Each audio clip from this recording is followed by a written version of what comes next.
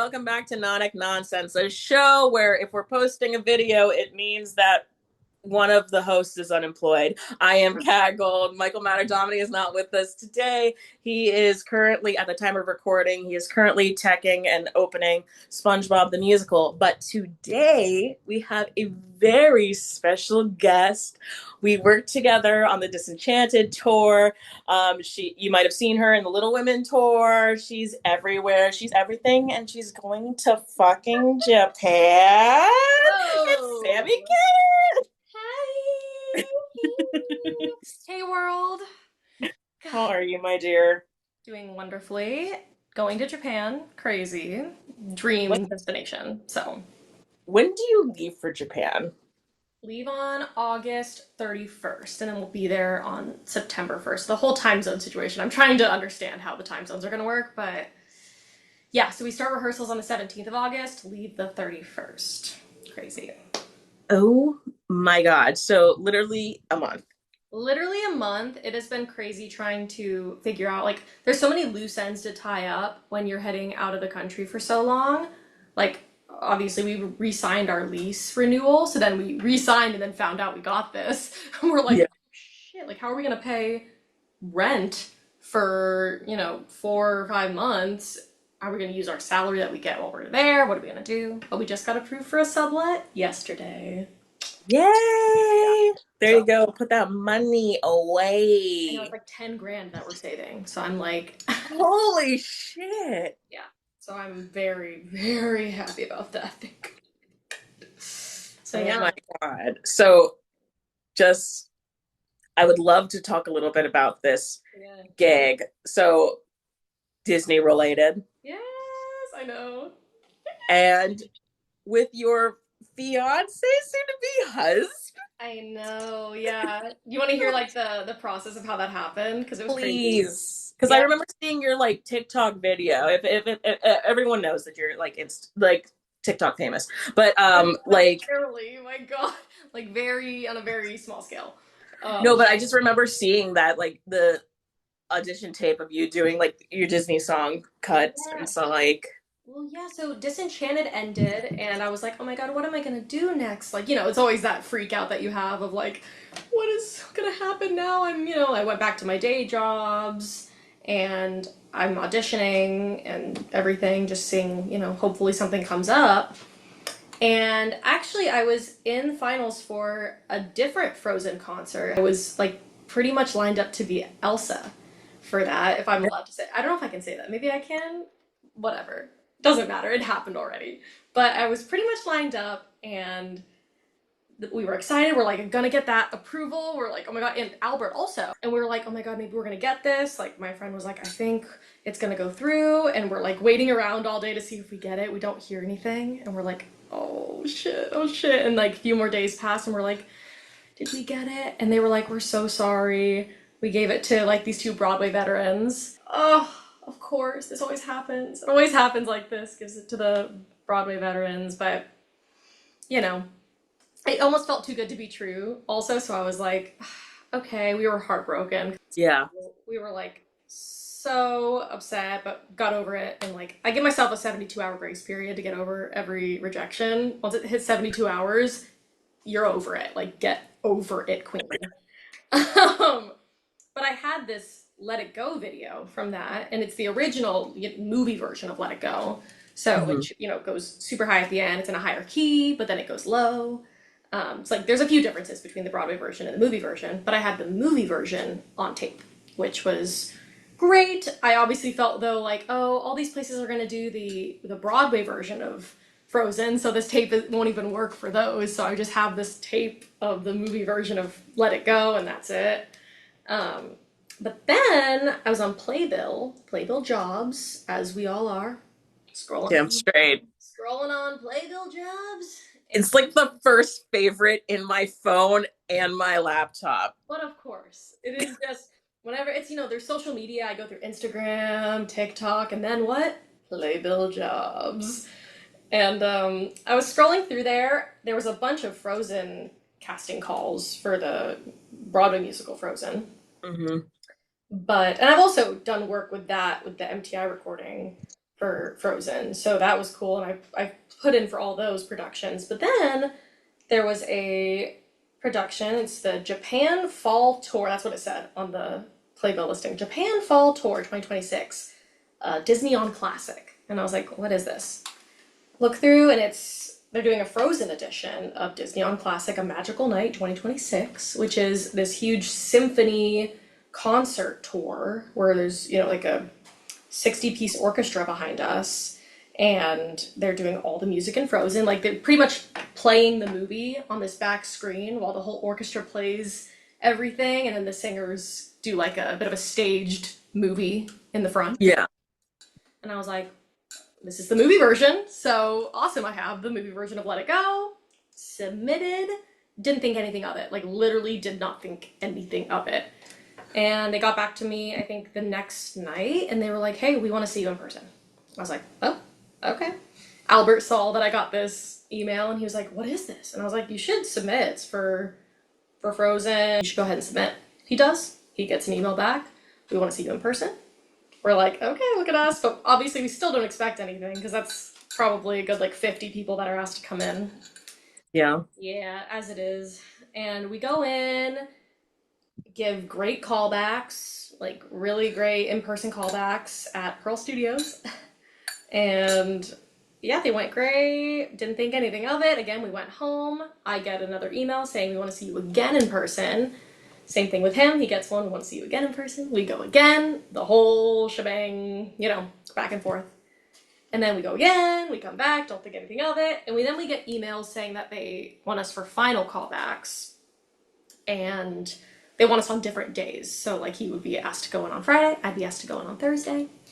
And at this point, they have no idea that we are fiancés. Actually, I think at this point, the American team, one of the casting directors knew, but that was it. And then they emailed us saying, hey, for final callbacks, we're actually flying in the entire Japan team. So it's the CEO of Harmony Japan, and then his translator and the tour manager and everybody. So they're flying in. So there's the American team and the Japanese team in Pearl Studios. So a big long table of all of them. It was so cool. So they have us come in person, they have me do all the material, and they have Albert do all the material. But the Japanese team, we find out now that they had absolutely no idea that we were fiancés. Not a clue. Not a clue. But yeah, we did our callbacks and they went great. They recorded us, and the guy was crying during mine, and yeah, it was awesome. It was pretty fast, and I again didn't expect anything, because we're so used to hearing no's in this industry. It's the usual thing that we hear. So didn't expect anything of it. And I think the next Monday after that, I had seen on Callback Corner. Yes, I was on Callback Corner. Is this a regular thing for me? No. I was on It's a hellscape. Callback Corner's a hellscape. I think I went on once and I saw I'll redact her name on there at 4 a.m. 4 a.m. responding to every individual on Callback Corner. I'm like, girl, get off. She's a regular on there. She is always on Callback Corner. I try not to be ever. I've been on there just a few times, but I think I checked it. I was just curious, and it was one of the rare times that I've checked it, and I saw it was the day after our final callback that they had already given out an offer. And so I was like, oh, okay. They've already given out offers. Yeah. Not expecting anything. And then weekend passed, and then it was a Monday, and I actually stayed home from work this day. I think I was sick. Yeah, I was sick, actually. I had something. Common cold. And I was making the bed, and Albert went out to go get some coffee around the corner. And I was making the bed, and I remember literally thinking, God, what am I going to do next? I literally thought in my head, I don't know what's going to happen. There's nothing going on right now. I'm not getting any auditions. Fuck. And I laid down on the bed, and I flung myself back, and I was fully on my back. My phone's on the bed, and it just starts buzzing. And I look, and it's the director on my phone, the director of Disney on Classic. And I was like, what? It's hello? And he called me and offered me the role and said, yeah, he was like, we just want to thank you so much. It's always so scary when you get the call. You're like, are they gonna tell me no on the phone. Like, this would just suck if they told me no over the phone. Yeah. But yeah, he was like, we just want to thank you so much for coming in. Like, it was just amazing to have you in the room. So thank you for doing that and stuff. And I'm like, oh, they're letting me down. And they were like, yeah, we want to offer you the part and to come to Japan with us and da da da da da, whole thing. And so I start freaking out. Yeah. I'm like, oh my fucking God, this is crazy. I start freaking out because our wedding is not only am I freaking out because of the role, I mean, it's like literally a dream, absolute dream. But our wedding is on October 9th and it's been planned. We have like all of our vendors set. Our event, like the whole venue is set, everything is set. Decor has been bought, like everything is in place. Oh my God. And I'm like, oh my God. And Albert is outside getting coffee. And so I'm thinking, oh my God, what if he didn't get it? Like he didn't get it then. I just got the call, he probably didn't get it. And then I have to either decide to do my wedding or to do this. But I'm obviously gonna say no to this because I want to get married to this man that I love, but am I really gonna miss out on the best time of my life? Like, what do I do? And I don't watch his location ever because I watch his location to make sure he's safe. But I was like, I pulled up his location and I'm watching him walk from the coffee shop back home, and I'm like, and he's walking, and then I just see him stop in the middle of the road, and I was like, and he's fully stopped. Did my man get hit by a car? Like, where's it? My man is either hit by a car or he's being called by this director as well. And he's fully stopped for like 5 minutes on the sidewalk, and I was like, oh my God, he's getting the call too. He's getting the call. And then he starts walking again. He comes back in and he opens the door. Babe? And I was like, babe? And he's like, I got the part. And I was like, I got the part. And we start, obviously, freaking out. And they didn't say anything, like on the phone, they didn't tell me, like, yeah, we're gonna call Albert right now. And they didn't tell him, hey, yeah, we just called Sammy. They didn't say that at all, which is so mean. But Yeah. yeah, we just started flipping out and called our whole family and extended family, friends, and we were like, I guess we have to postpone our wedding? Like, I don't know. Because at that point, this is a once in a lifetime opportunity to go together. Yeah. We were like, okay, I guess we have to postpone this. And yeah, it was crazy. We had to talk to our whole like venue group of people that work there, and they thankfully all of our vendors and the venue were so cool with it, and they loved the story. They were like, this is so what? They were like, what is happening? So they were Yeah. like, it's fine, we'll move it to next year free of charge, which was so nice. That's We good. had like one vendor that charged something, but it was like barely anything. So it was so nice. Everybody was super cool with it and changed it to next year. So we're doing it in 2027, our official Yeah. big wedding. But then we were like, okay, we still want to be married before going to Japan because we've been looking forward to getting married this whole time. So yeah, we're just doing City Hall, super chill, in 7 days. So, So by the time this cuts out, you'll be married. no! Ah! No, I'll have an extra band on there. So Ow. I know it's been insane, and then it didn't stop getting insane after that. Like we thought that would be the extent of it, and then it just got crazier and crazier and crazier. So yeah. Oh my God. That is just so fucking cool. And the fact that you get to Apologies for the rant. It was a full. I told you everything. I just told no, you. I love it. This is what this show is for. Yeah, it was crazy. It changed our whole entire year. I mean, we thought we had this year kind of planned in our heads, and Yeah. our honeymoon as well. We were like, oh well, we'll honeymoon in France after we get married at our place in Pennsylvania that we're getting married at. But now we're using Japan as our honeymoon. So, Mm. because we have a lot of days off as well, which is like Yeah. incredible. You never have days off in a tour, right? Like Oh God, it's no. Enchanted, for example. Every time you have a day off, it's like I'm gonna run and do everything I can. Every time I have 4 hours off, where is Kat? Gone. At a museum. At a museum. Gone. She's at a museum, folks. And you will see it on your story later if you want to see some art pictures. Even though I did. Yeah, so the fact that we have a schedule where it's like 3 days of full performances, all the rest of the days off. 5 days of shows, 2 days off, 4 days of shows, 3 days off. Oh, that's Like, so fucking lit. I know. So we're using those days off as our honeymoon. And we, obviously are lodged there already and we're being taken all around. So that's not even an expense that we're having to pay, which is really cool. Yeah. That's amazing. I mean, still find a way to France, but also Still gonna find a way to France at one point, hopefully.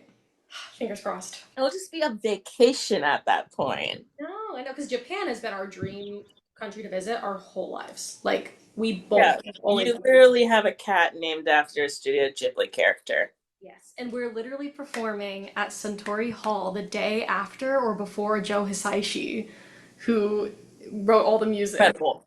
Incredible. I've always wanted to see him in concert. Are you gonna go see it? Yes, we're seeing on what day is it? This month actually. Not in Japan, but we're Oh, seeing okay. him this month on I think the 11th here in New York City.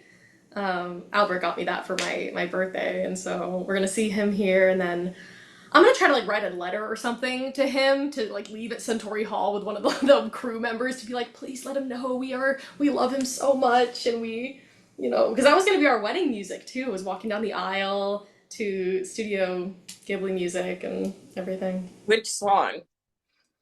That was a tough decision, but I think walking back together after saying I do to a town with an ocean view, just because Kiki. It's our way of like having Kiki in the ceremony Yeah. because she won't be there. So yeah. Oh Um, my God, that's so cute. It's disgusting and cute. I love it. Absolutely vile. Oh my goodness. So to back way the fuck back, how did you get into the performing arts? Like what was your in? My in was my mom. My mom, my mother, my mom. She was a professional singer. Um, she always did like theater and vocal lessons growing up, and then she went for communications at one point, but she also went for music. She originally went for music and then changed over to communications. And she was in vocal performance, singing opera. She's a true alto, which is very rare. Yeah. Yeah, and she's a beautiful singer, incredible. But and then also when we moved over to Italy, because we lived in Italy for a few years, military family, just for a few years. She was in a touring band over there, like a cover band that toured around Italy, and she sang a bunch through that. She also sang once. She has like a bunch of like random stories about this, but she sang once for Bill and Hillary Clinton at like a solo. She sang a solo number at some event. I forget what it was, but she was amazing in that too. And she was a pageant girl as well, so she sang like that was her talent at the end, the talent section of the Yeah. pageant. So she was always singing. That was her thing. And she ran a community theater as well in Italy, I think.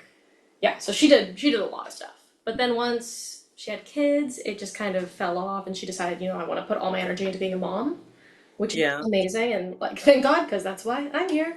Um and yeah, she pulled away from it for sure. But then when I mean she would sing all the musical numbers throughout the house and we would watch a bunch of musicals and I think that just naturally brought me into it. She never pushed me to be a singer at all. If anything, she wanted me to try sports. She was like, "Let's do soccer. Let's do gymnastics. Let's do something Yeah. else." And I was like, "I want to sing." And she's like, "No, let's do this. Let's do that." And I was like, "No, singing lessons. Why?" And she's like, "Okay." Put me in singing lessons. And yeah, I started singing when I started whenever I could speak, most likely, but started properly singing and learning opera when I was about 12. And from there, I've been classically trained since then. So, yeah, but I didn't do theater as a kid. I didn't do theater at all. I did just opera and musical theater singing. Mhm. But I didn't do any shows. Like, I wasn't in any community theaters, nothing like that. I only started doing theater in high school, freshman year of high school. Rent, first show. That is a crazy first show. I know, as a 14-year-old. Also crazy that 14-year-olds are doing Red with peace and love. Oh, we were doing insane shows at my high school. We did Rent, and then we did, after that, the Three Penny Opera, The and then we did Sweeney Todd. We just did like the wildest things. Three Penny Opera is a crazy pull. I was 15. I was like, What are we saying? I had no idea what was going on. I was a Who whore did you? beggar. I was a whore beggar. They made a new word. There was okay, literally there was sections in the ensemble, whores and beggars. And then there was three people that were whore beggars. And I was one of the whore beggars. So You yeah. were a whore beggar. Like my second professional show, I was a whore nun. Look at us go. Look at us go. They're just like, I don't know if they're more beggar or more whore. I don't let's just have them be both.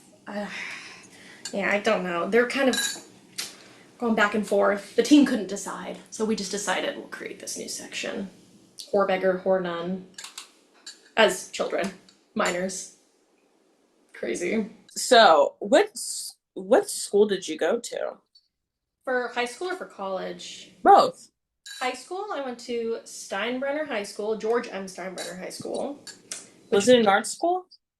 no, not an art school, normal public school, but our theater department was like the director. So our director was the state director of Florida Thespians for Hmm. I think 3 years while I was in school. The first year she wasn't, but my final 3 years she was.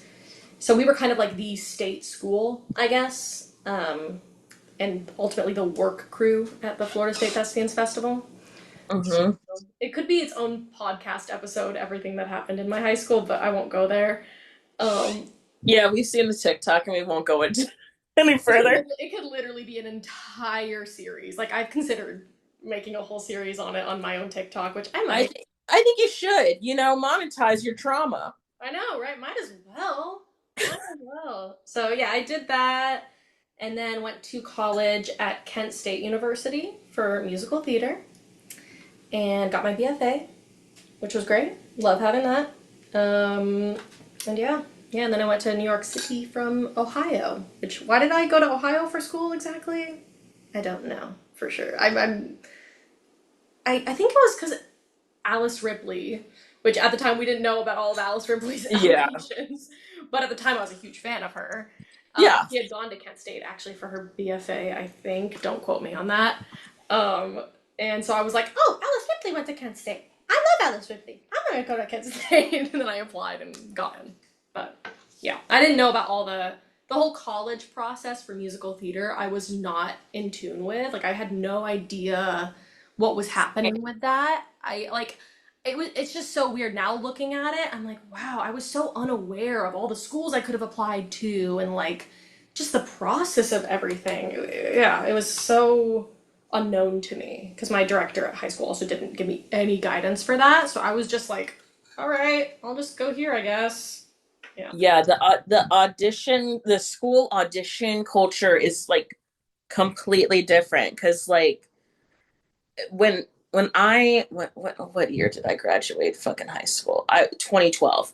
So like there was no information out. Like I knew of AMDA, but I didn't know of anything else, and I couldn't afford AMDA. And I was like, I'm not going to AMDA because I want like an actual degree, so like I could have like a backup plan kind of thing. So like literally, I applied to two in-state schools, and Wow. one had a musical theater program, and one was it would I would have been a double major, but I had worked with their choir when I was because I used to do a lot of choir work. I worked with their choir and their music director. So like they were like ready to like let me in immediately. And then like the other school, totally missed auditions and just was like, "Hey, here's my resume." And they at the time, they UWF they did UWF?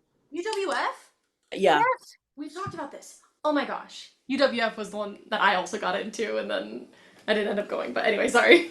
No, but yeah, no. At the time, they used to not do auditions at the beginning of the year, and you would get into the program because this was like it was very rudimentary at that point, and you would be an aspiring BFA.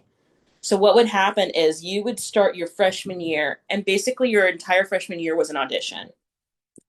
And so you would go and you would do like basic courses. You would do like a music theory class, you would do an acting class, you would do like a voice and movement class.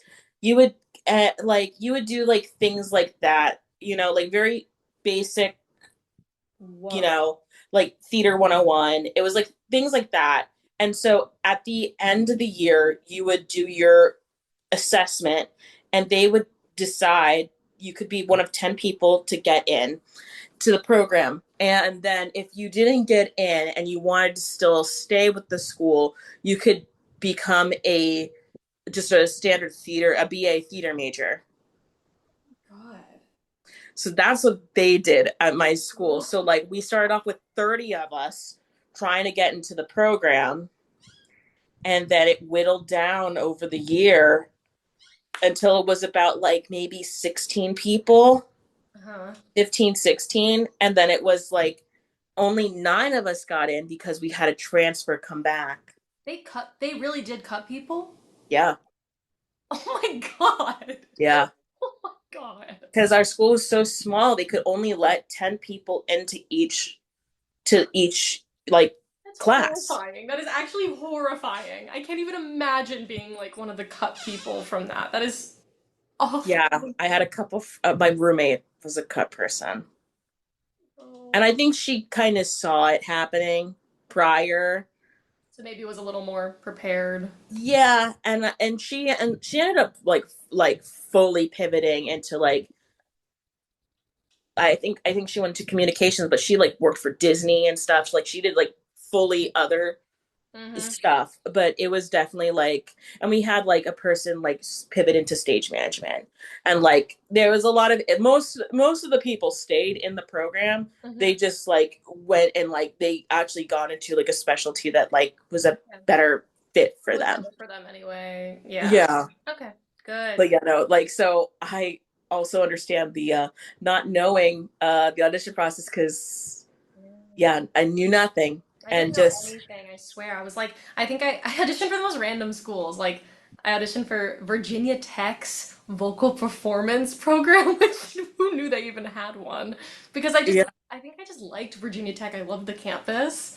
yeah, But they obviously accepted me because they were like, we don't have any vocal performance students, so we need to like build this up. Like my grades did not matter. Like my grades literally couldn't matter less. They were like, let's just bring all the singers we can. So that, and then UWF as well, and Kent State, and then Berklee College of Music, which the difference there is like what? yeah, yeah. um, yeah, and then I think I auditioned for CCM. I did, yes. Hmm. I think that was it. I think that was literally it. I knew nothing. I knew nothing. That's fucking crazy. Yeah. Look at us go, though. You know what? I know. Look at us now. Wow. You can make it and not go to a big school. Or make. Are we making Great. it? I don't know if we're making it. I think we're. I don't know if you could say that, but I think you're definitely making it. no. I mean, you can I'm work. paying bills. That is Is true. that making it? You know what? If you can pay your bills using your talent, then I would say, yeah, sure. We made it. We made Hey, we it. made it! Amazing. Look at us. Oh my goodness. Wow. Now, I would love to talk about Disenchanted, but like the way you came into Disenchanted was through the Little Women tour. I would love to hear about your story with the Little Women tour because Yes. you were like swinging that fucking thing. Mm. Let me, yeah, actually, this is a really good pivot into it because college, Uh-huh. actually, my first experience with Little Women was in college. It was the first show I ever auditioned for. Same. What? Yeah. Wait, No, what? no. My first show at UWF was Little Women, and I played Aunt March. What? Oh Yep. my God. Okay, so Also, I did callbacks for that tour, and they were like, "We're good." I'm like, the Little Women tour is a whole experience. But yeah, my first experience with Little Women was college, and they called me back for every single part, and which is so weird that I end up like swinging every single part in Little "Yeah, Women the tour. But yeah, they called me back for everybody. I did that, and then I ended up being the understudy for Joe as a freshman, which I was the only freshman. Me and one other person were the only freshmen cast that year. Um, better work." or cast that fall or something because it was just a rare thing for a freshman to be cast. So I was like, oh my god, I'm in the production at least, which is felt like a feat. So I learned the show in and out because I was just sitting on the outskirts every single day. And I actually ended up learning like more parts than I thought because I loved the show in general. So I ended up actually, it was really funny. One of the last weekends of the show, I got a call randomly, and they were like, "Sammy, I know you're the Joe understudy, but do you know the part of Rodrigo too?" And I was like, "What? The part with the sword? Like the 1 second?" Your destiny, your nature is for. Yes. And I was like, "Yeah." They were like, she fell ill. I think it was an allergy emergency or something, and we don't have a backup. Can you come to the theater right now? And I was like, "Sure." And I run to the theater. They like pin me into some pantaloons and I give me a sword. I've never worked with an actual sword on stage ever. And I was like, "Okay." Put me in a mic. Everyone's like rushing around me, throwing things on me, and I go up and I do Rodrigo too in college, which was fun. That was my college debut. And yeah, from there, I mean, I just loved Little Women. It always was my favorite show. And then after college, moved to New York City. A few years pass, and the tour announcement comes out, and I was like, "Oh shit! Like this is it, folks. This is it." Every non-union girl. Bam, bam, bam. Let me be Joe. Every. Yeah, well, so I was like, "This is my show. This is it." And my manager actually got me an audition for Joe, self tape audition, and I was like, "Oh, this is it. Like, we're gonna do it." Yeah. Got a rejection email like pretty quickly after I submitted. I submitted the later half. Like I wasn't one of the first people to submit. I kind of waited a few days and then submitted, which shouldn't have done that because Yeah, apparently pro tip for the kids listening. If you see something on Actors Access or like whatever, you submit day of. day of is unfortunate. It's like, why are you giving a deadline at all then? But just for you to know, submit as soon as possible. So yeah, I did not, and I received a copy and pasted rejection message. Crazy. And yeah, really crazy. And I was like, "Are you kidding?" I was so mad. I was like, "I am perfect for this show." Received that rejection email or C-mail, whatever you want to call it. And yeah, I was pretty much like, "Okay, that was it. My chances are shot." And then I think our girl, she posted on her Instagram, "Joe open call. We're looking for Joe." And I was like, "What the hell? Like, I just submitted a tape for Joe. I thought you were gonna find your Joe through self tapes." But guess that wasn't the case. And they just, I guess, couldn't find their Joe via self tape submissions. So they were like, "We're holding an open call." And I was mad. So I was like, "I'm not gonna go." But my manager messaged me and was like, "You should go. Like, really, you should show up." And I was like, "Okay, fine." I mean, I had never at this point lined up at earlier than, I think the earliest I had lined up was like 8 a.m. for an audition. And I Couldn't barely, be me. Couldn't be me. I don't go to the city unless I got an appointment. Granted, I don't live there, but I'm like, I ain't going in without an appointment. no, same, same. So I literally was like, at that point, I had only been a person that lined up maybe a handful of times. Which I initially like moving to the city, you do that so that you can go there in person. But I didn't even want to go in person for these auditions because I was like, I can't bring myself to wake up that early and go sing at 7 in the morning, or 8 in the morning, whenever the studio opens. But this time, my manager was like, "No, you should actually go. I'm serious. I think this is good. You should go." And I was like, "Fine." So I wake up at 4 in the morning, which no, we'll No, never. I'll never. no, absolutely not. I'll never do it again. It was the one time I only ever did that, so it worked out because we know the end result, which is great. But I woke up, got my ass over to, was it Ripley Greer? I think it was Ripley. Yeah, I got my ass to Ripley. It was like 10 degrees out, I think. Maybe 10, I forget what the weather was, but it was cold as fuck. And lined up, I was number 111, I think, in line. And yeah, it was like, I mean, at this point it was 5 something in the morning, maybe 5:30, 6 a.m. It's number 111. I'm thinking, this is so dumb. My whole day, I had pretty much scheduled my whole day to just be there at Ripley Greer. But even then, I'm thinking, oh, they're not going to get through us. Like, they're not going to get to me. And they open the door. We all start piling in. It's insane. It's every young woman you can imagine. It's like 400, 500 of us or something. And yeah, we're lined up. We're going through. And they actually do get me on the list, number 111. And Crazy. yeah, I think I actually ended up being in a time slot that was before lunch. So at that point, they were still doing like 16 to 32 bars. Not yet Thank they God. changed The end of the day where it's like a 4 bar cut they because they're ended up running cutting it behind. down. I know, which I was like, thank God, because I'm like, I don't have an 8 bar cut in this book. That's insane. Like, why would what the fuck? Am I allowed to curse, by the way? Yes, I've been Oh, cursing the whole time. No, great. if you want to know, I have a psychotic 8 bar cut.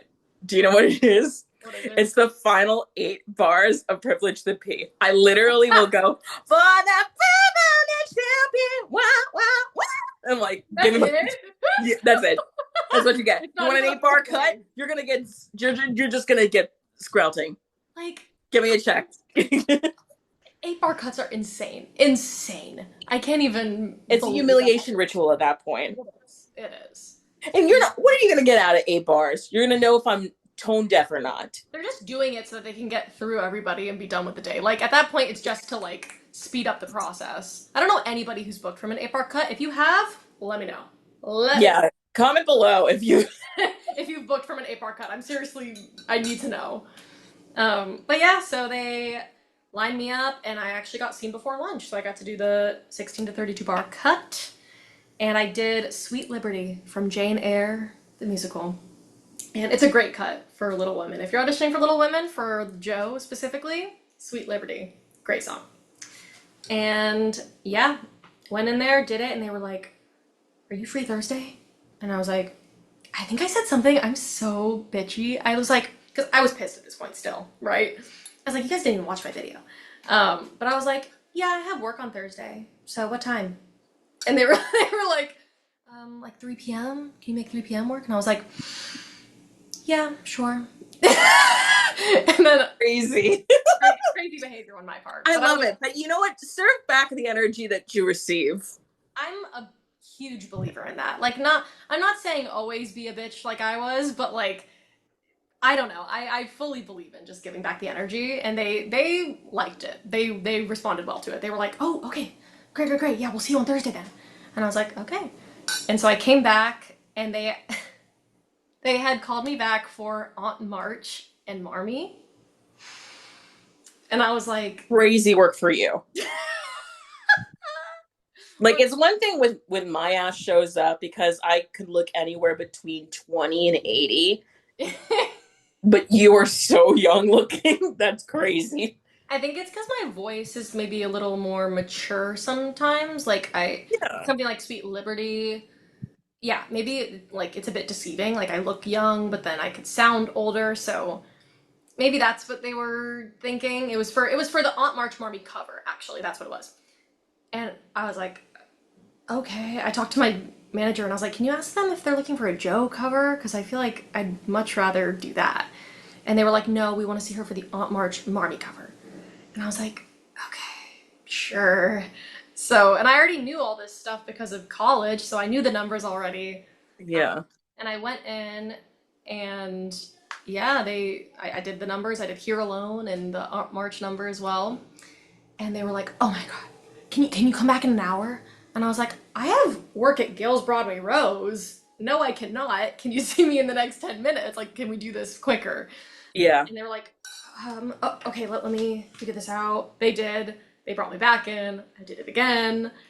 And yeah, at that point, I kind of just let it go. I thought, I'm not going to get this because I'm not even right for being a cover for Marmy and Aunt March. But then, lo and behold, I get a call, and I got the part of onstage female swing, which was like, I was like, what does this mean? And they called, or I called or something. Yeah, what does that mean in the context of the show? Because typically the show is like double cast for like the weekly volcano characters. So like Where is there? There's no ensemble in the show. Where is there an onstage swing?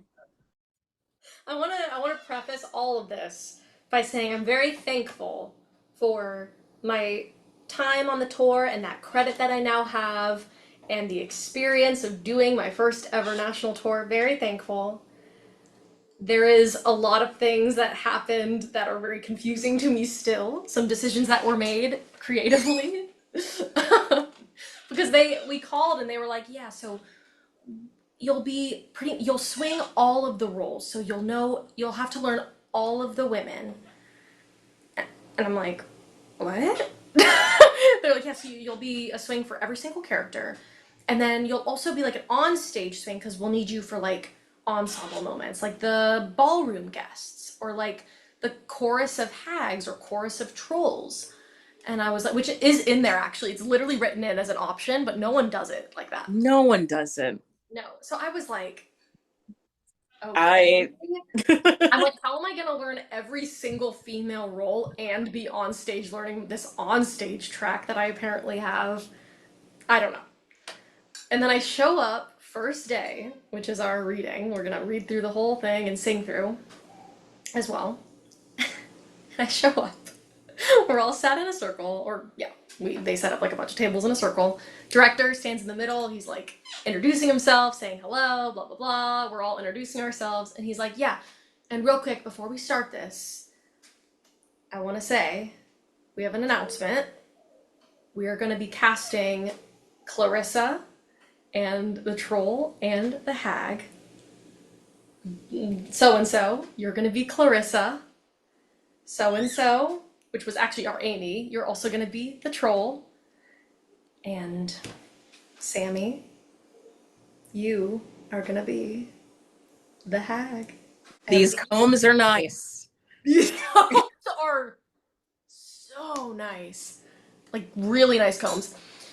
They're like, you're gonna be the hag every night for the tour. You're the hag. And I was sat there. I want to again preface this by saying I'm very thankful to have been a role on stage every night. Like, I'm not saying that that is not something that is wonderful. However, it was not in my contract at all, anywhere. There was no pay bump for this. Manager. Yeah, it just. But at the time, I told my manager, but I don't have any traction at this point. Like, it's my first tour ever, right? I was so. I.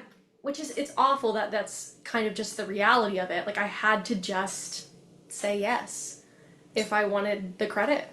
Or I could just say no and then not have the national tour credit. But I knew in my heart of hearts I needed to just say yes to what they were giving. It's so. I'm gonna have to cut this out.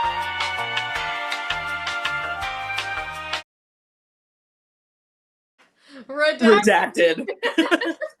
Redacted. And we're back from the redacted portion. And we're back. So. Oh, yes, like your contract. Oh yeah, and he said, "You're the hag," and I was like, "Bitch, what the fuck?"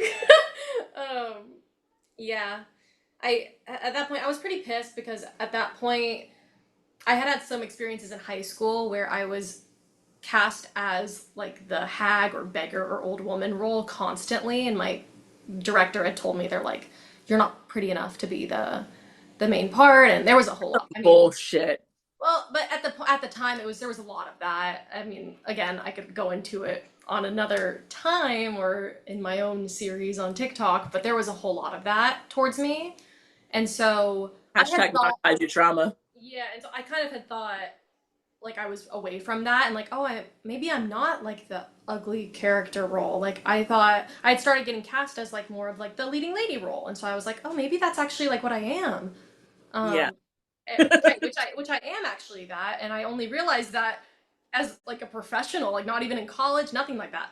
I was starting to realize, oh my god, maybe I'm actually like the leading lady part, or like a minor role that's like best friend or something.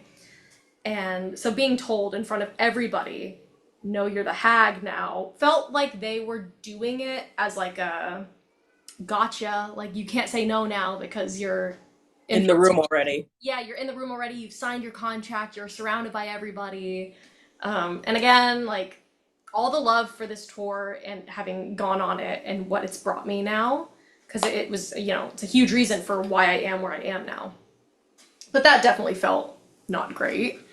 So I sucked it up and did the tour. The tour was, there's amazing moments and there were really difficult moments. At the time, also, my mom was going through chemotherapy for breast cancer for a second time. So it was just a lot for me. I don't, it was just a whole blur of like being on a bus, getting a call from my mom about cancer, and then going on stage as a hag, and then going into a La Quinta Inn, and there being bed bugs, and then us all having to like run away. And it's just like Oh the my Little God. Women tour is like a fever dream. It really was a fever dream. How many tracks did you go on for? One. I had to learn all of them, but was never promised, none of us were promised any dates, ever. There was never like, okay, well, I'm learning all of this, so can't I go on for all of them at least once? No.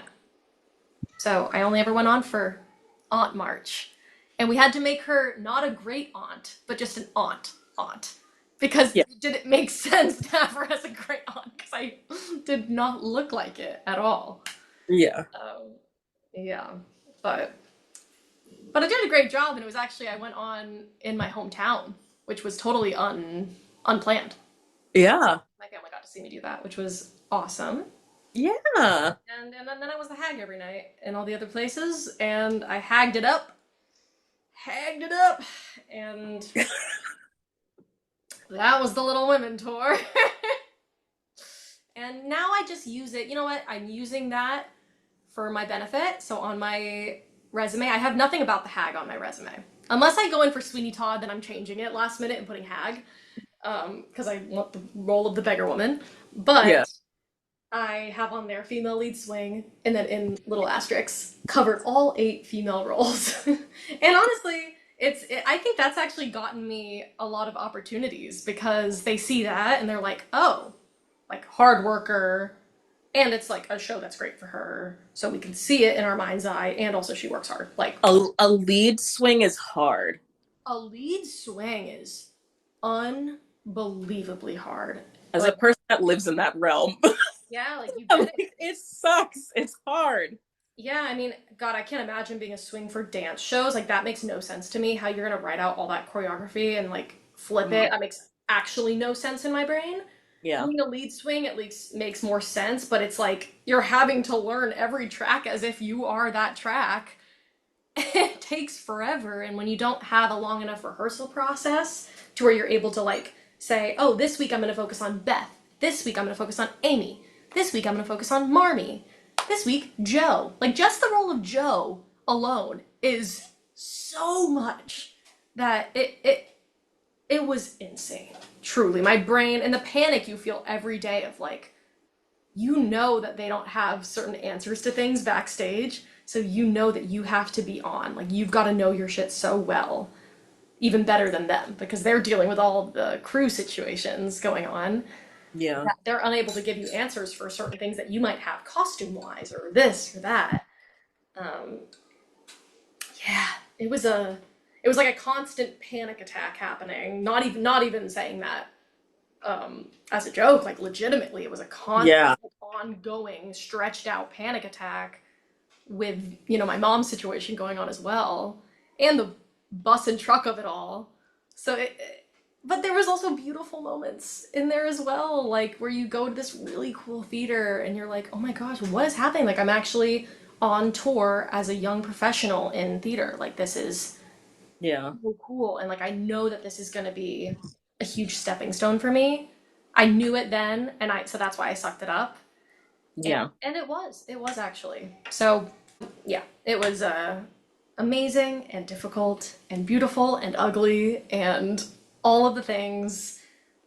Yeah, yeah. I wish I could be like, oh my god, it was just amazing, but that's The thing is, it's like there's this pressure, I think, for performers that like you have to treat every contract like it's like fucking gold.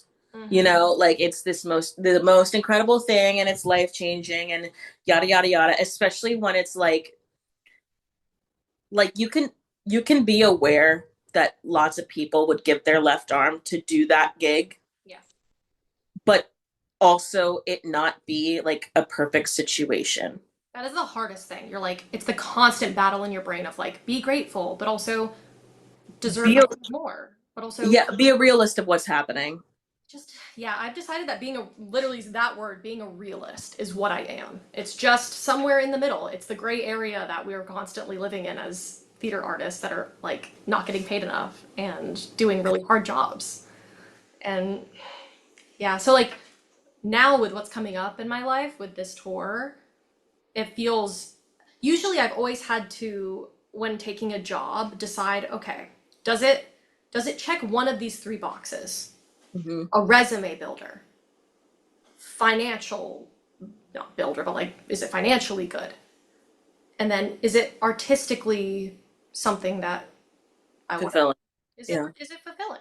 Does it check one of those boxes? If it has to check at least one, right? If it checks at least one, it's still going to be probably hard for me to take, but at least it checks one of those. So that was kind of like Little Women. It was artistically fulfilling and, well, actually, it was two. It's artistically fulfilling because I love the show and a resume builder. So I was like, okay. And then Disenchanted, my God, like it was so much of that, like majorly artistically fulfilling, right? Like that alone was enough for me. And then Oh, disenchanted. and Disenchanted because God, like just the script in general is just amazing. So I was like, this alone and the character of Snow White, my God, amazing. What was the experience for you going coming into Disenchanted with this like Ooh, a relatively little scary. previously like existing entity? Disenchanted. Ooh, my God, takes me back. Takes me back. In the fall.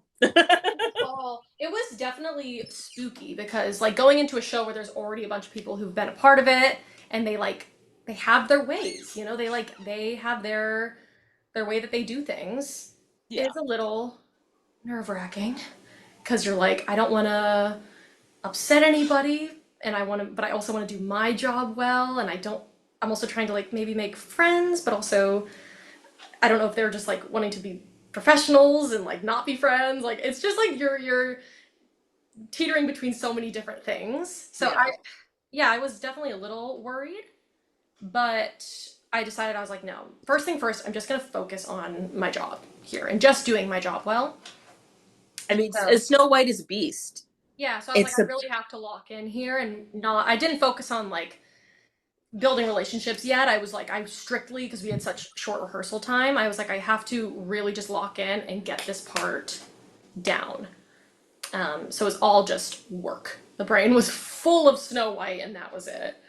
yeah. But then, I mean, it just quickly became so much fun. Like even in rehearsals, even doing the hard work, there was a very distinct difference between like something like the Little Women tour and then this. And I think it was about it just had to do with like all of us being comedians, like just a bunch of female comedians in a room. Yeah. It doesn't matter if the situation is hard about like the cars being packed full or like the days being long. None of it mattered because we were just like having a blast and making jokes the whole time. We were Disney princesses and like singing about big tits and, you It's know. just so funny. Like you can't take any of it too seriously. And we all were of that mindset. So that was so refreshing. So refreshing. It shows that like, oh, it doesn't matter if like the physical situation maybe isn't like Broadway national tour level, but it still is so enjoyable and so much fun. And like to be a part of something like that is so fulfilling, you know? Yeah. Yeah, yeah. And Snow White, God, like I didn't even know that was a dream role for me. And then I was doing it and I'm like, God, this is exactly the role that I have always wanted to do. And yeah, yeah, so much fun. That tour was just so much fun. I had a blast. You know, the Midwest chaos tour. That's why it's so funny. Like we're in such random areas and just like doing random things all the time. It makes no sense. Literally, it was just like we come from New York, and then we get off the plane in Missouri, and I immediately went to a cave underground, and then like we had a show the next day. You did. That was the first thing you did. Oh my god. We got the message for that in our chat and I was like, "What?" Everyone was like, "What is?" Well, they were all like, "Yep, that's Kat." And I was like, "What? She's in a cave right now?" Like sending us pictures from the cave. And I was like, "What is she doing?" Johnny's having a panic attack. He's accepted what I do, but it doesn't make him. He's like a very concerned mother. Yes. Oh. I really caused a level of panic of him this last leg Mm. because we were in Oakland, and I decided because they were still loading in, and we weren't going to be able to do like our walkthrough or anything because we started the next day with a matinee. Mhm. So like we had to do like, spacing and stuff the night prior. And I was like, how many hours do we have before we start? Oh, we've got about like 2.5. And I was like, great, I'm going to go. And he was like, where are you going? And I'm like, I'm going to go to the Golden Gate Bridge. He's like, "Please don't go. Please. Please don't go." Johnny's like, what? I'm like, well, we got some time. And, I looked at the Uber, and I'm going to leave Oakland, and I'm going to go 45 minutes to the Golden Gate Bridge. Mhm. I'll be back. I'll be I back. was like, do you want me to take some of the actors so they have something to do so they're not sitting here at the theater waiting for loading the fish? He's like, no, God, no. Like, please don't do that. He's But like, it's bad enough that you're doing it, but I know you get back on time. yeah. Yeah, Sorry. yeah, Sorry. yeah. Whew. Good God. Because that's the best part about doing shows on the road is, Seeing things and meeting people, and I love just bringing theater to small towns, honestly. Like, they yeah. need it. They need it. And so many people can't travel state lines or they can't fly over to New York. Like, everything is so expensive nowadays. So being able to do that is amazing. And I love that we do that. Save money and then I'll just disappear. Yep. Sorry to all the company managers that I work with. Yeah, you're like, I oh, will show back for call times and everything. I promise. you're always there. Hey, you're always there. If I'm it's always there. I'm you're just gonna always run away there. for a little bit. If you're there at half hour, whatever. I'm good. I'm Doesn't matter. golden. Doesn't matter where you are, what you were doing. You're there at half hour. We're good. Yeah. Oh my gosh. But yeah, what craziness for the mid. Where was your favorite location in for the Midwest tour? My favorite location, Yeah. Effingham, because we were singing in Yeah. a church. The freaking church of it all. It was the craziest venue. Like it just was insane. Like so many seats were on all of these jumbo screens. I was like, what? It used to be like the Rose Theater, and like prior to it, our friend Tommy, he was like, "Yeah, I was at that venue. It's a strange one." I was like, "Okay." God. Yeah. But we walk in, and it used to be the Rose Theater, so it has the pretty little painted roses and stuff on it, Mm. and like the venue, it has so many seats, but they're all flat. It's not like raked up. It's Yeah. like flat and wide.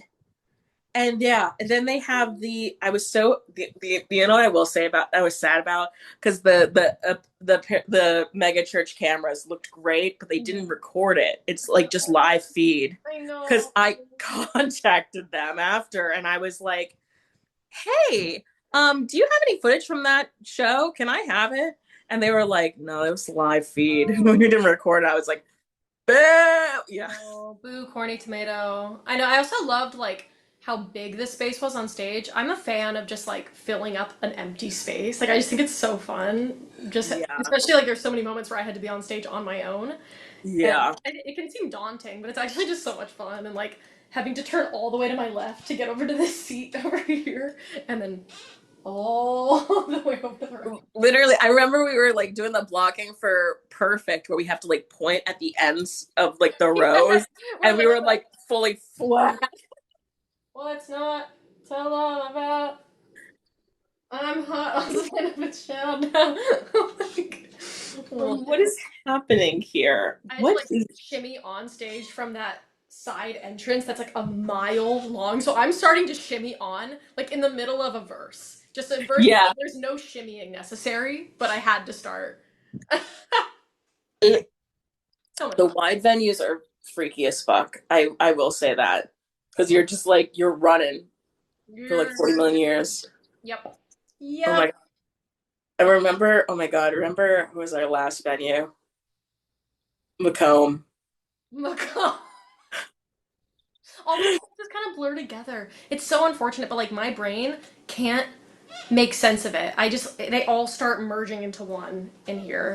See, I can remember Macomb clear as day because that was the moment which, like, Johnny will attest to if he listens to this episode. Um, Hi, Johnny. that was the non-union venue. That was the non-ec venue because it was the school. It was the school, and there. Oh my So what god. happened with the school? It was a university that booked us, and they like didn't tell us Yeah. that they were doing major renovations on their theater. So they relocated us to this ballroom space, which like a lot of people have, like in some of the smaller tours Oh my have god, done yes, this this. one, this one. Oh my god, the yes. Okay, I'm caught up. I know where we're at now. Got it. So we're in this space, and at the time, I was dance captaining this show. So we had to do like a reblock and into this built stage, like in this ballroom. Now there weren't, because it was a ballroom, there was no like real proper backstage. So they had like this like hotel apartment that was attached to the building. And they would walk us down like 2 flights of stairs. We had to be escorted because we couldn't go back to it during the show because it was locked, and like bring us down Locked to by do like an old ass key, by the way, like an old rusty gold key. Like ancient ancient, the key that you see like in a horror movie. Like they don't do keys like that anymore. That was the key. It was the strangest venue. I mean, they ate it up, but we were just like, they what did a the. great job actually of putting the curtains up, like all these blackout curtains along the side of this built stage. Like it was a whole thing just getting But this. it was very much like, well, Well, yeah, no, ending it like that was so funny. To be honest, it actually it was a cherry on top because it was like, yeah, this this is Disenchanted, folks. we Help. came to like two beautiful venues like the Yeah, days prior, and yeah, it was like like the best ones, honestly. And the then best ones. And then we ended it there and we were like, Disenchanted, baby. uh, Disenchanted. oh, Oh my God. What a time to be alive. truly Anyway. Disenchanted. So other than, because we're starting to wind down, Mhm. other than your incredible touring gig in Japan, what other things are happening in Sammy's world right now? As of right now, Because there has been some little Instagram posts of a certain Dance Moms musical happening. Whispers. oh yeah, so the Pyramid, an unauthorized Dance Moms musical, is in the process right now of crowdfunding Mhm. their Kickstarter. So if you can go fund the Pyramid, they will accept any donations, $1, anything. They are trying to get the Pyramid to Broadway. First to like workshop it Yeah. and everything, and then to Broadway. And we have a producer, Ty Blue, attached to it now, who is the producer director of Titanic on Mhm. Broadway. And we got just some amazing people attached to it. Like truly, the cast is stacked. It's amazing. We don't actually have like an official cast right now because we're just in the process of doing a bunch of table reads and getting the studio cast recording out.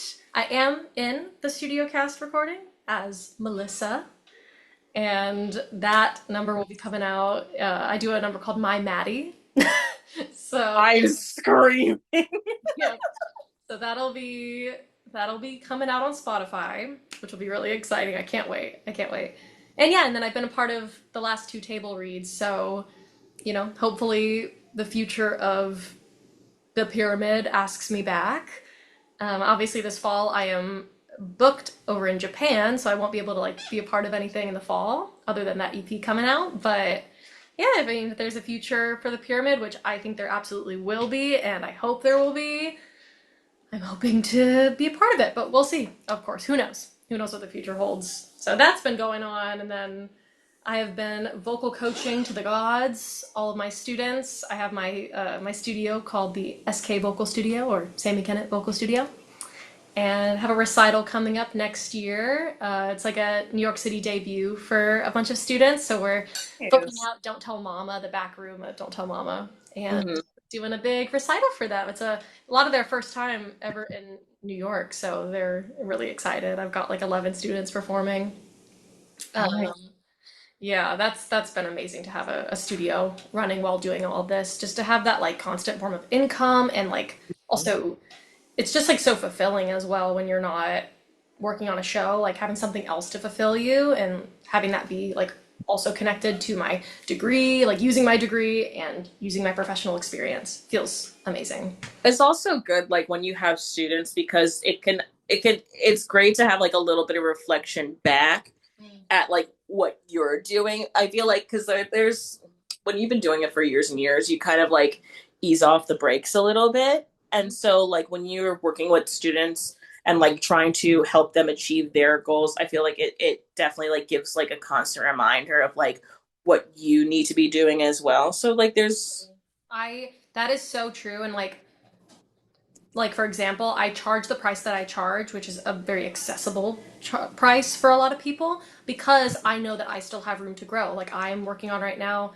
getting a vocal pedagogy certificate and like, nice. things like that, and then once I feel like, oh yeah, I have more to offer, then, you can raise your prices and whatnot or not, whatever you decide. But I just feel like yeah, like it does show me exactly what I need to be better at as well. It's like, oh, I should work on that too. And oh, I need to get more into like piano lessons so I become a better piano player for my students or like this, that, and the other. It's great. It's like a mirror on me. And yeah, I definitely have to fight like a lot of imposter syndrome for sure with that. I think that's one of my biggest things. I don't have imposter syndrome in theater, like on stage myself, but I Mhm. have it as a vocal coach, which is weird because I have a lot to offer and I know I am a great coach, but it's definitely like, oh my God, I'm really like, I'm in a position now where students look to me for advice and for help. And it's just like, I feel honored. I feel really Do you honored. think it's because I just love this because I like to call it I refer to this place as Crazy Singer Land. Mhm. It's a place in your mind. But do you think it's because you're such a talented vocalist, and I think you focus on a lot of details with yourself that you're as you're teaching other things, like you're seeing like that in you. Dang. That is exactly it. Yes. Not to diagnose anyone, but No, like I you're know I. so right. I'm such a perfectionist in Mhm. everything that I do on stage, like to a scary degree. So I feel like I have to be that as a vocal coach as well, but it's like you can't do that as a vocal coach because you have to go slowly but surely with students. You can't just throw everything at them in one lesson. You have to meet them where they're at. Exactly. And so you have to like just focus on one thing per lesson or like one thing per few weeks in a lesson, like depending on each individual student. You can't just think that the way you do things as a performer is the way that they're going to do it. You have to just cater it to each individual. Yeah, and it's been so good for me, honestly, to put aside my own perfectionism and my attention to detail for myself and just focus on, okay, what does this student specifically need right now? What do they need right now? And what can I do to like help build their confidence right now? Because that's one of the main things that'll make people want to leave the industry is just like having constantly like professionals telling them they're not good enough or making them feel unconfident. So like my main priority is making them feel like they're in a safe, secure place where they can like experiment with their voice, and feel Yeah, like it's not the end of the world. So yeah. yeah. And then on top of that, throwing in technique and everything, but not overwhelming them because, what my brain can take, their brain might not be able to take, you know? Yeah. I just think that you have so much knowledge and you need to loosen the reins on yourself. Mm. because that's where like the imposter syndrome is coming towards you at. Yeah. You know what you're doing, Yeah. like, and you're meeting your students where they're at. You shouldn't feel the imposter syndrome with You're so right. You're your. so right. It's like, and it's not serving me at all. And I think I've gotten better over the years and better at not like burning myself out in a lesson by feeling like I have to give them everything. I feel like I have so much to give and I have to give them it all in one lesson. And it's like, no, slow down. You don't have to do that. Like no one is holding a gun to your head saying you have to do that. Take Yeah, your time. Take your time with each student, you know? Play the long game. Like, yeah. That that's what it. I mean, that's what it is with all of us. I mean, we never really stop learning, so you don't need to put the pressure on yourself as a teacher that like if I don't get this like taught and absorbed and retained by my student, that like I'm the falling reflection of me. behind or I'm not the voice teacher that they should. No, no, no, no, no, you know. That's what it is. Yeah, it's like me. It's like, oh, it's a reflection on me if they're not getting it or they're not like able to implement it, and it's not. It's you're right. It's totally not. Thank you, Kat, because you're right. And that's my only struggle with vocal coaching. Other than that, it's just a joy in my life, and to know that I can like do that when I'm not performing on stage is amazing. It's absolutely amazing. So yeah, I'm doing that, and that's been going well. The EP, and then I actually have a contract I'm signing for right after Japan as well for in Florida. Doing some theater there, which I don't think I can say that yet either, but Can we redact it so I can know? yeah, yeah. I'm doing. It's crazy to be booked out for the future, like so in advance. That's unheard of to me, and I never thought I would ever be in a position to like be booked out in advance so far. So I feel Yeah, like very lucky and very thankful, very thankful. Yeah. yeah. So now that we're not redacted anymore, I would love, last question, just for as a teacher and as a professional, for the students that are listening in, college, some high school students, but mainly like some college age students, what is a piece of advice you would give to these performers coming into the professional realm? What's like one piece of advice, and it doesn't have to like encompass everything, but just like one piece of advice you would want to like bestow upon Mm. kids coming into this? I would say that your path is not going to look the same as your neighbors or your peers. Your path is going to be totally individual, and you should actually want it to be that way. You shouldn't want it to look like the person next to you. It won't be, and a meaningful one won't be. So embrace that with open arms. That it's going to look very different.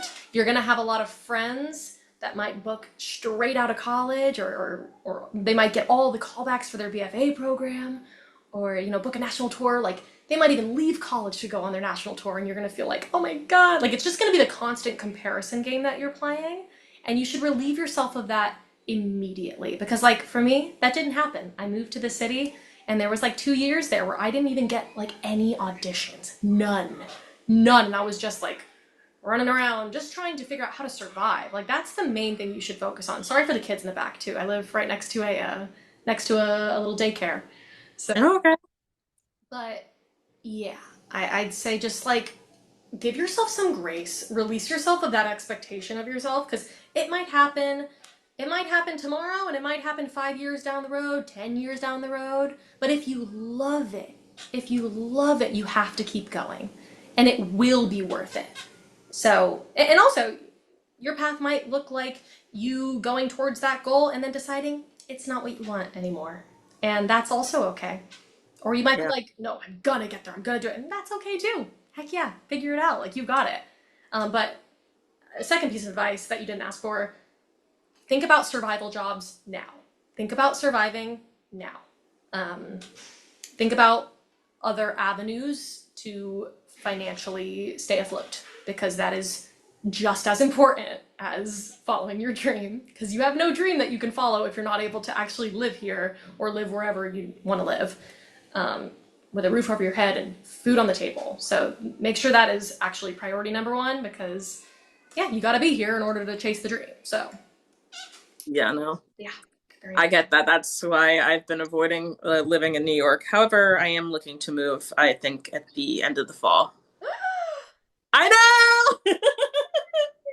Oh, yeah, I've been avoiding it long enough.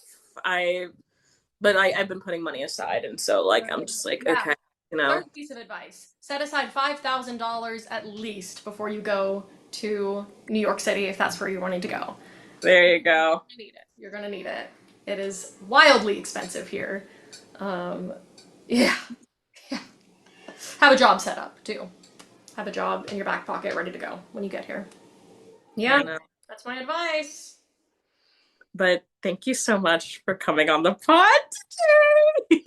Thank you for having me. It was just so much fun being able to talk so candidly about everything. Because Oh yeah. I realize I don't think about it much, but I feel like I actually have a lot to say about some of my experiences, and I'm it's it's been really nice for me to sit here and like relive all of my theatrical experiences with you, and have it all like kind of in front of me and be like, wow, I have come so far in myself. Like the dreams that I have always wanted and the goals I've set for myself, I have achieved, and it's really nice to be able to sit here with you and like look over all that and just talk with you and laugh about all the memes, good memes. Oh, and the That's not the so name. That's gonna be the name of the episode. Good memes. good memes with Kat and Sammy. So tell me, what is your social media? So if our listeners could go and follow you, where should we find you at? My social media, not me looking at my handle to make sure I say it right. My social media is Sammy, SAMIRKENNETT. Sammy R. Kennett. Instagram. And then for TikTok, it is, I think it's at, oh, it is that same thing. At dot Sammy R. Kennett. So there's a dot in front of that one. Big, big. Very important. Don't forget the dot. Don't forget the dot. Don't forget, I think somebody had taken it without the dot. I don't know. But yeah, there's a dot for TikTok. That's my socials. Perfect. Well, thank you so much for coming on the pod. I love you dearly. I love Uh, Happy soon to be wedding day. And by the time this happens, you're already going to be Sadie, married lady, and have the most amazing time in Japan. Thank you. I love you, Kat. You.